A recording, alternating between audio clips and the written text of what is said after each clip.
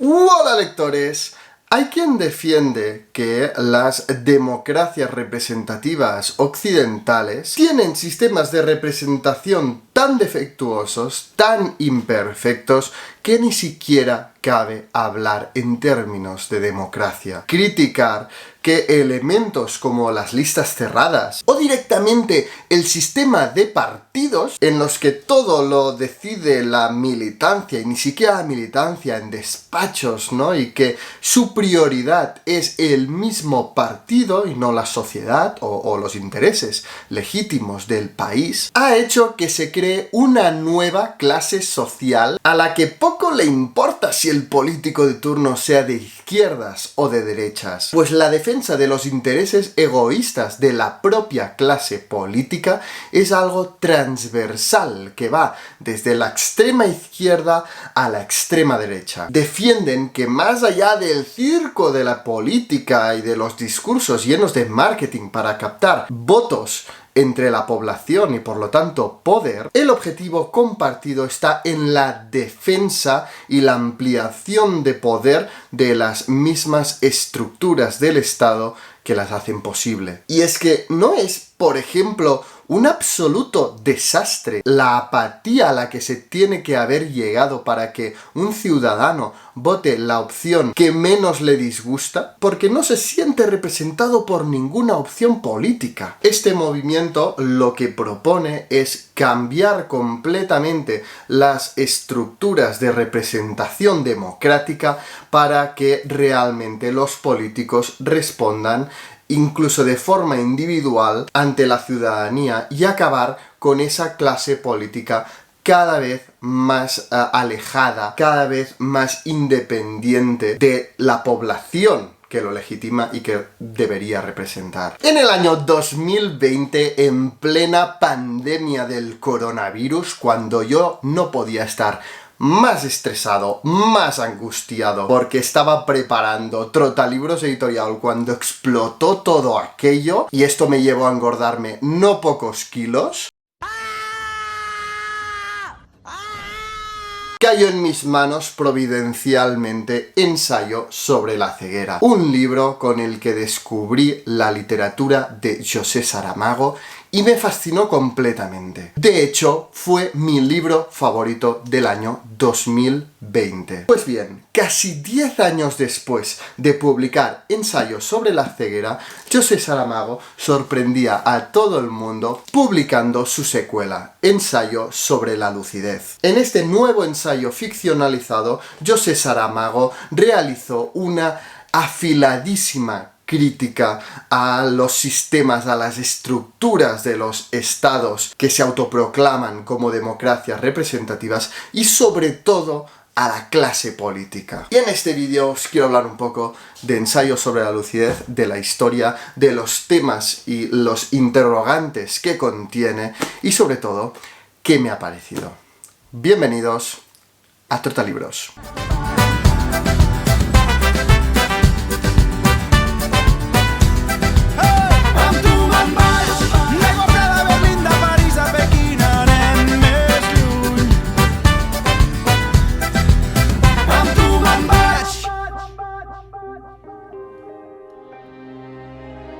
Nacemos, y en ese momento es como si hubiéramos firmado un pacto para toda la vida, pero puede llegar el día en que nos preguntemos, ¿quién ha firmado esto por mí?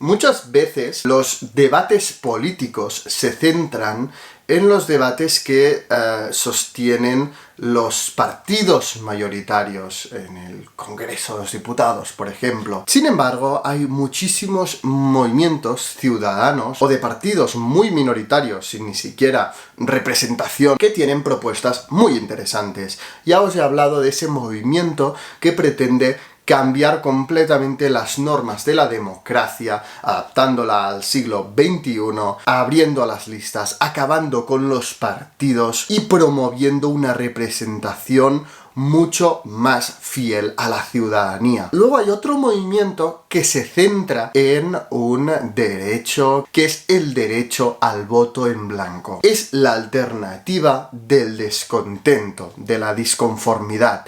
Es el mecanismo para que el ciudadano que no se ve representado por ninguna de las opciones políticas, por ninguno de los partidos que se presentan, pueda expresarse en las urnas. Sin embargo, y curiosamente, mientras que se defiende este derecho explícitamente, diseña un sistema preparado para rellenar este vacío. Es casi una denuncia sin consecuencias, un grito enmudecido, porque todo el espacio de votos en blanco se lo reparten proporcionalmente los partidos con representación. Así pues, este movimiento lo que denuncia es que este sistema invisibiliza completamente el voto en blanco y defiende que haya escaños en blanco en el Congreso de los Diputados. Es decir, que haya escaños vacíos que vengan a representar y a visibilizar el voto en blanco. Así se haría patente en la Cámara el porcentaje de gente descontenta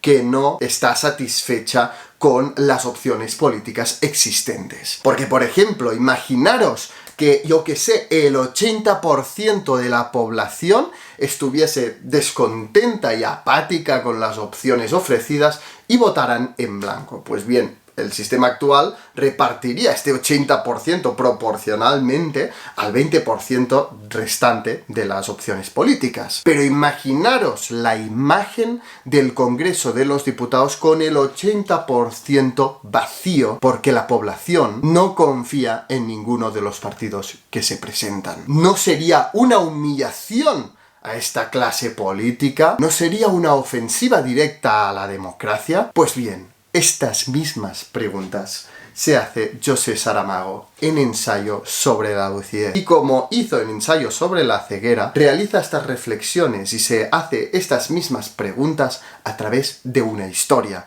Una historia ambientada en la capital de un país indeterminado. Cuando en esta misma capital llega el día de las elecciones, pasa algo sencillamente increíble, inaudito. Y es que la mayoría de los electores, sin organizarse, sin ponerse de acuerdo, de forma completamente espontánea, votan en blanco. Ante el resultado de las elecciones, el gobierno y el resto de los partidos, también los de la oposición, están estupefactos. What? Hold up, wait a minute. Wow. Y de hecho, enseguida piensan que se trata de alguna conspiración, de algún sabotaje de un enemigo internacional, hoy sería por Rusia, ¿no? Los hackers rusos, o incluso de una banda terrorista. Y por esto, mientras se ponen a investigar los hechos y a buscar un culpable, vuelven a convocar elecciones. Y para su sorpresa, esta vez es aún peor. El voto en blanco asciende a la escalofriante cifra del 83%. Tú te estás quedando conmigo ahora mismo. Y no estoy pa' coñas.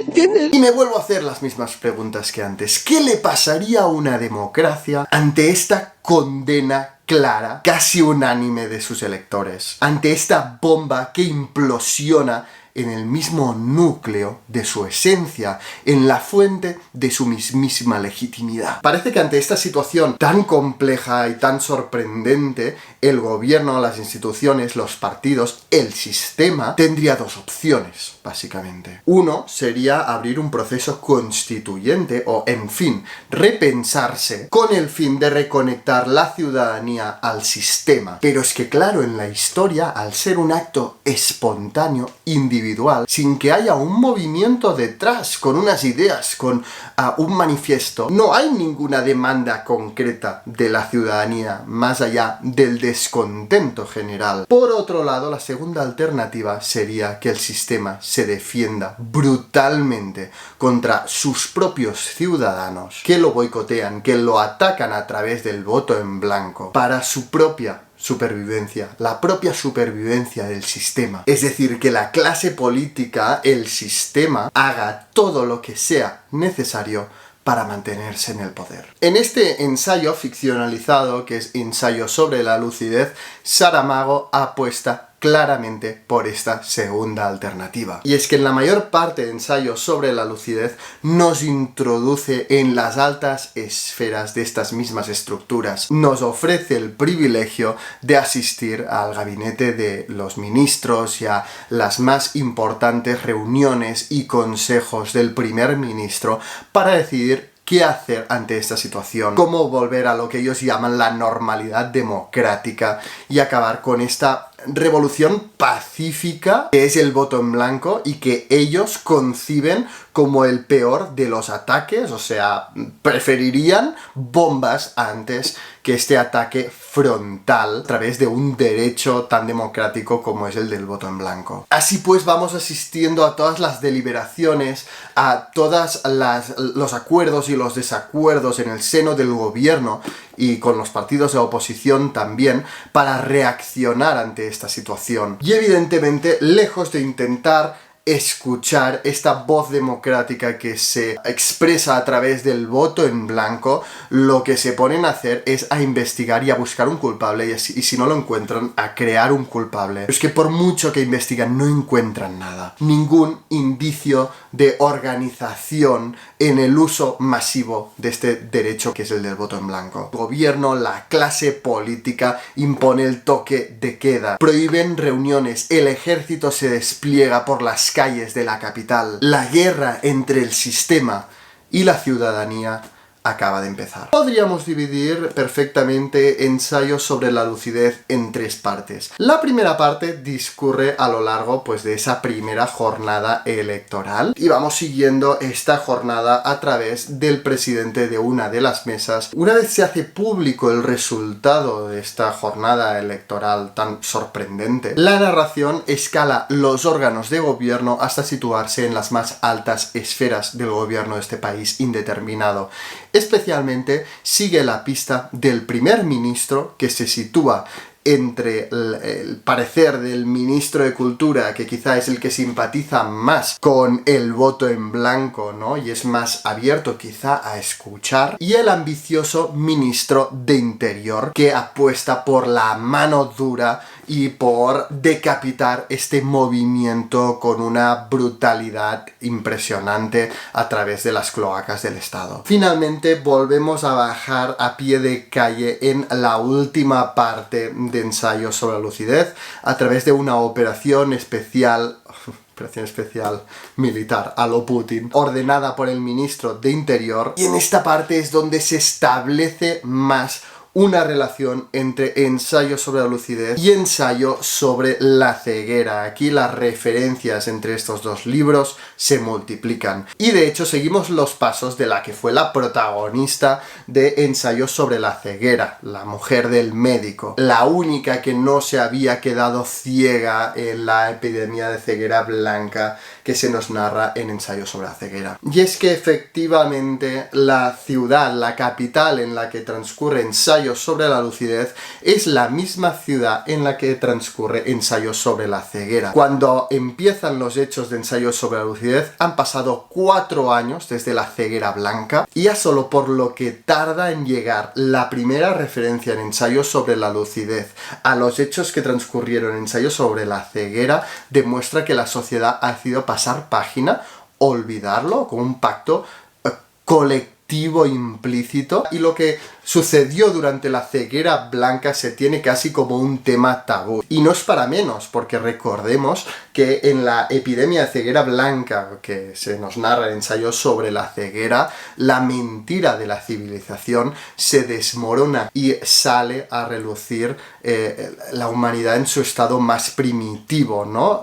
Dejando ver lo mejor de la humanidad, pero sobre todo también lo peor, ¿no? El instinto de supervivencia, el hacer todo lo que sea necesario para sobrevivir. Pues bien, el tema de la ceguera blanca sale a relucir cuando en esos gabinetes del gobierno se les ocurre la idea de relacionar el desastre que fue la ceguera blanca con esta nueva epidemia sociológica que es el voto en blanco, ¿no? Ceguera blanca, voto en blanco. Para intentar convencer a la ciudadanía que el voto en blanco es para la democracia lo que la ceguera blanca fue para la humanidad, para la sociedad. Y ahora que estoy editando el vídeo estoy pensando que tampoco van desencaminados. Si la epidemia de ceguera blanca mostró al ser humano tal y como era, como un ser primitivo que puede ser egoísta, despiadado, pero también generoso, sin la máscara que le ofrece la sociedad, el voto en blanco masivo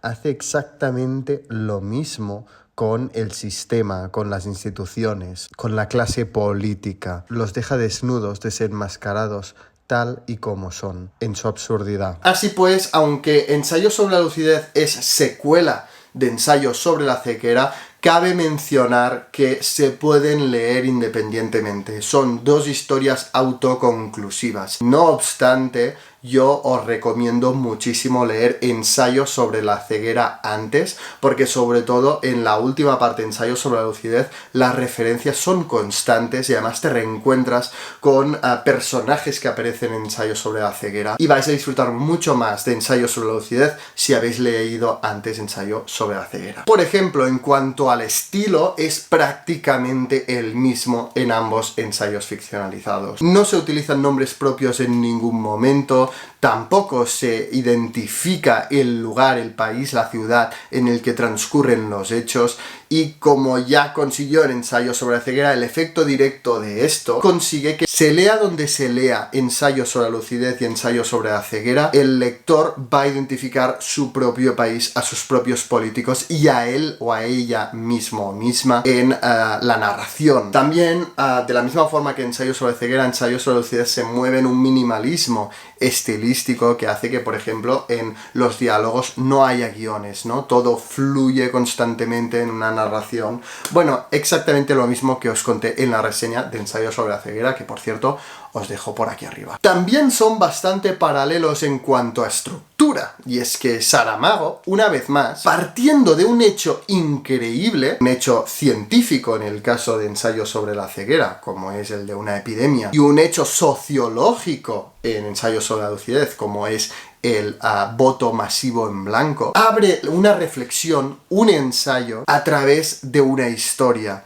a través de cómo la humanidad, la sociedad, y en este caso la clase política también, reacciona ante este hecho increíble. Esquema, por cierto, muy utilizado, aunque desde una dimensión más individual, por Franz Kafka, como por ejemplo en La transformación, ¿no? Donde una metamorfosis increíble de un hombre a un insecto pone en entredicho la humanidad de los personajes cuando ves cómo reaccionan ante este hecho. Pues bien, en Ensayo sobre la lucidez, la reflexión gira en torno a la democracia y el poder. Sin duda, uno de los temas principales de Ensayo sobre la lucidez es la corrupción del poder. Y es que cuando les cortan la única fuente de legitimidad que poseen, que son los votos, el sistema se defiende como un animal acorralado. Realmente, en Ensayo sobre la lucidez, el lector presencia una guerra abierta, brutal y despiadada entre el sistema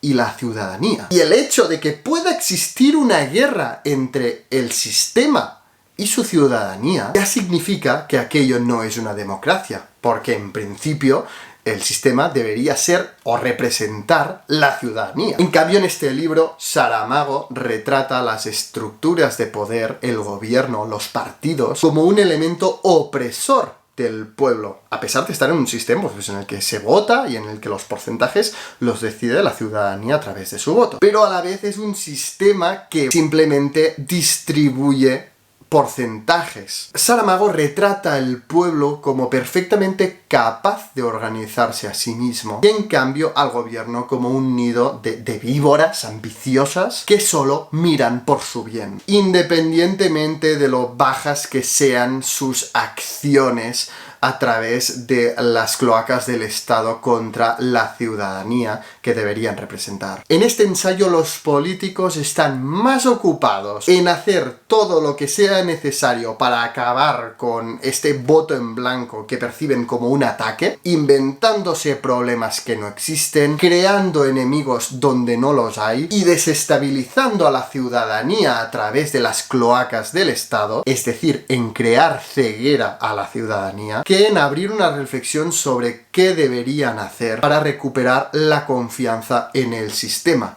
es decir, la lucidez. Y a partir de este tema principal, que es la crítica al poder y a su corrupción y a cómo esta clase política vive alejada, incluso confrontada con la ciudadanía que debería representar, va abordando temas tan complejos como el de la revolución pacífica. En ningún momento la ciudadanía simplemente vota en blanco y sigue viviendo su día a día. No hay ni manifestaciones violentas, ni bombas, ni actos terroristas. Es una revolución extremadamente pacífica y no obstante el gobierno constantemente está buscando la manera de descalificarla, de vestirla de violenta, porque se puede enfrentar mucho mejor a una revolución, a un movimiento violento, que a algo tan sereno y pacífico como la revolución a la que se enfrentan. Y así con cada acto pensado para desestabilizar y vestir de terroristas y enemigos de la democracia a los supuestos organizadores de este movimiento del voto en blanco masivo, van agravando la crisis. Y es que cada acción ofensiva del gobierno a la ciudadanía demuestra más y mejor que la ciudadanía es perfectamente capaz de organizar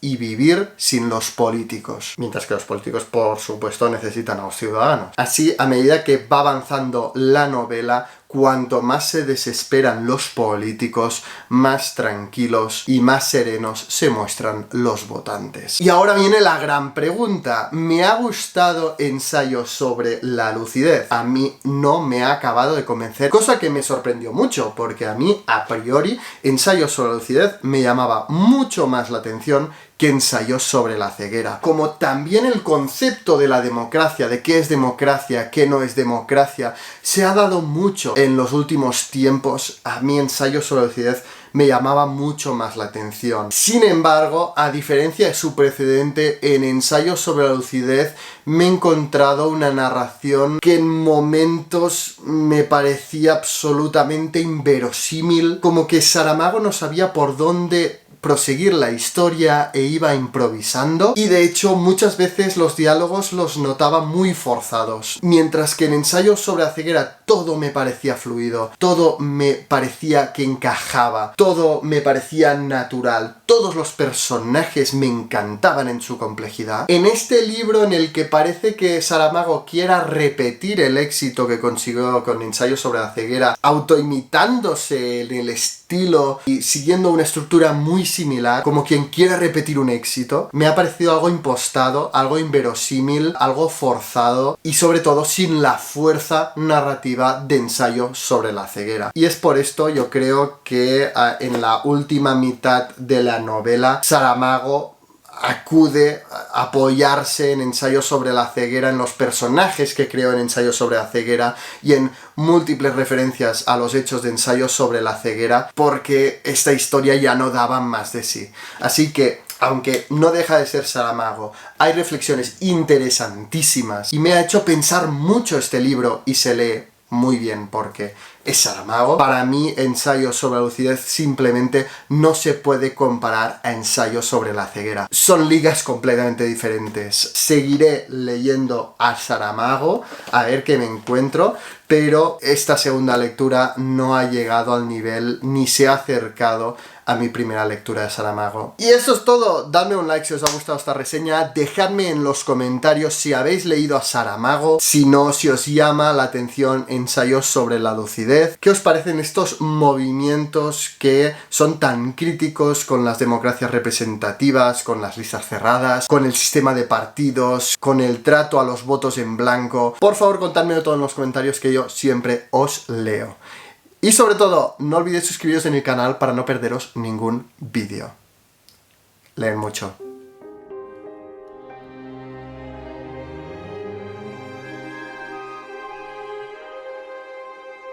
¿Quién sabe si este mundo no sería un poco más decente si supiéramos cómo juntar unas cuantas palabras que andan por ahí sueltas?